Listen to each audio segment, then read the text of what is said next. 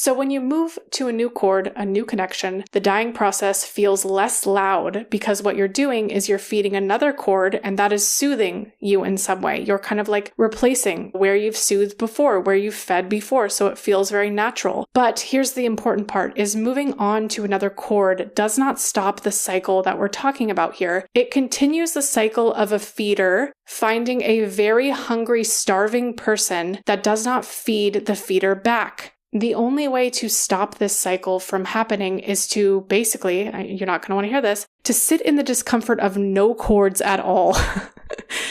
To hear the cord scream, to not feed it, to know why it's screaming, and to live in a void space for long enough to heal, where you then begin this process of not attracting hungry energy siphons anymore. And so what happens when you finally sit long enough in that uncomfortable, terrible void space is your energetic makeup begins to change. It has the space to change. It goes from a feeder energy, a feeder basically shines light outward. They have energy just expelling outwards, to your energetic makeup changing to generate from within. You are not shining light out anymore. It is circulating within. The energetic makeup completely shifts in this void space. And that's why it's the most uncomfortable, terrible space to be in. It's not going to be comfortable. You're used to shining outwards, looking for a feeder. And so that shining light outside of you is basically like attracting moths to a flame, to a light source, is hungry people are attracted to that light source. They don't have it from within. They don't know how to get it. And so they are starving for light, and they see that you are shining it outward for anybody. And so that's what keeps the imbalanced loops alive, is if you keep going from one cord to the other and you never sit in that dying space, you will keep attracting hungry, starving people. So here's the good of this message. If you hated all of this and it was super terrible,